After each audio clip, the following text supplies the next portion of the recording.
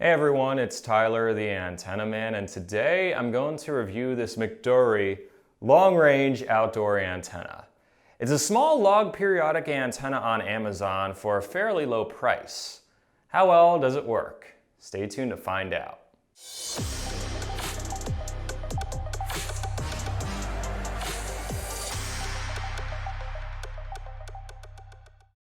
If you're seeing me for the first time or think HD antennas are a thing, make sure to subscribe to my YouTube channel and hit that little bell icon to receive a notification whenever I post a new video. Before I get into the video review, I want to give the heads up that there's no such thing as an HD or digital antenna. If you think there is, make sure to click the card above to watch my video to learn why HD antennas don't exist. So this antenna has a log periodic design. It's technically not a Yagi since the elements aren't exactly parallel side by side.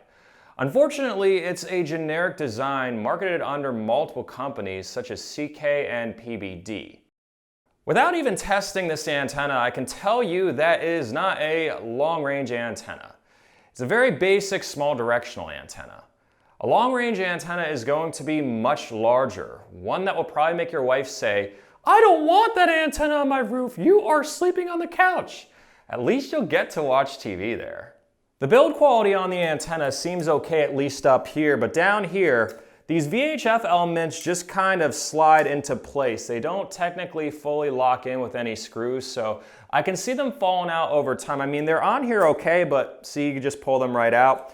Give it a few years in the weather and you may lose some. The antenna is VHF and UHF capable for most TV markets where there are no low VHF TV stations. What is VHF and UHF for those of you who may see me for the first time? VHF TV stations broadcast on channels 2 through 13 and typically require a longer antenna element to be picked up, while UHF TV stations broadcast on channels 14 through 36 and are better picked up with smaller antenna elements. So if you look at this antenna, these long elements here are designed for high VHF channels 7 through 13, and then these smaller elements are designed for UHF channels 14 through 36. It's also important to understand that most TV stations don't broadcast on a channel number you may know them as. For example, in Philadelphia there's an NBC 10 and the average person may think they broadcast on channel 10. That's not the case. They actually broadcast on UHF channel 28. The same is true for most TV stations across the United States. The current digital TV standard and ATSC 3.0 allows them to broadcast on a different RF channel than what is shown on air and on your TV set. To find out what channels your local TV stations are broadcasting on, go to antennaweb.org, type in your address, and click that little check mark that says the antenna will be installed 30 feet above ground level, even if it's not, and it will provide you a list of stations you can likely pick up at your location. Look at the RF channel on each station. That's the channel the stations are broadcasting on. So, for example, WBRE 28 actually broadcasts on VHF channel 11. If you don't see any channels listed on antennaweb.org, don't freak out and assume you won't get much with an antenna. The website tends to underestimate how many channels a person can receive with a decent model. You can also use the FCC DTV reception maps or rabbitears.info for a list of stations. I attached links to both in the description of my video. So how well will this antenna work? I'm going to test it out in the same location I tested out various other antennas on my YouTube channel to see how it performs. If you do decide to purchase this antenna, be sure to follow my link in the description of the video to help support the YouTube channel. Here are the results from the last two antennas I tested out on my YouTube channel. From left to right, you'll see the TV station, the call letters, RF channel the TV station broadcasts on, and the results of the previous two antennas I tested out on the YouTube channel. All of these TV stations are about 42 miles away with one mountain ridge between my home and the broadcast towers. You can also see the results of various other outdoor antenna models by checking out my other videos. The signal on CBS 3, which broadcasts on UHF channel 30, was about the same on this antenna compared to the last two antennas I tested out, but then again, this is a pretty strong station. The signal on NBC 10, which broadcasts on UHF channel 28, was a bit lower on this antenna compared to the last two antennas I tested out. The signal on WPHL, which broadcasts on UHF channel 17, was significantly lower on this antenna than the last two antennas I tested out. The signal on Fox 29, which broadcasts on UHF channel 31, was also a bit lower on this antenna with picture and sound breakup.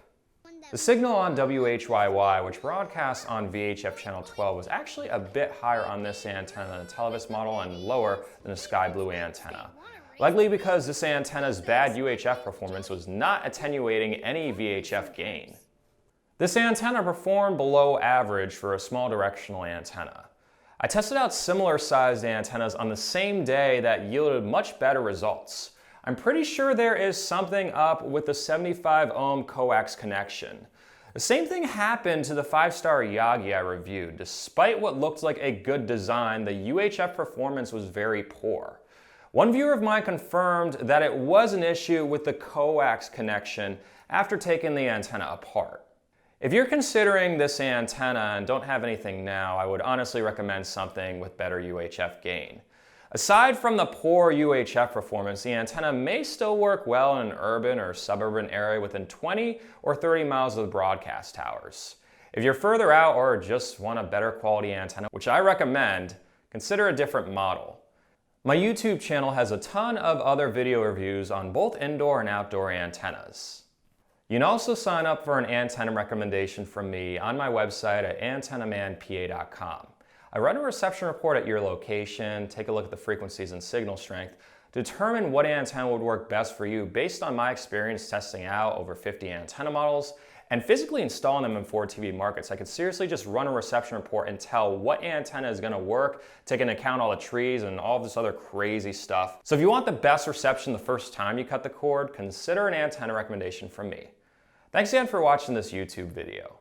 An additional thanks to everyone who supports me on Patreon or is a member of my YouTube channel.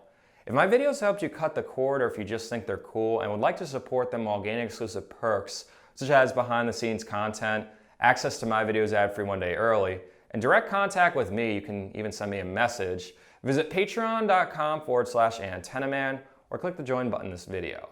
If you're on Facebook, you can like my Facebook page at facebook.com/antennamanpa. Be sure to tell your friends and family members about my YouTube channel and antenna recommendation service, because my goal is to help as many people cut the cord right the first time so that they don't have to keep relying on these stupid streaming services that are just putting a band-aid on the major problem that is rising costs of streaming content.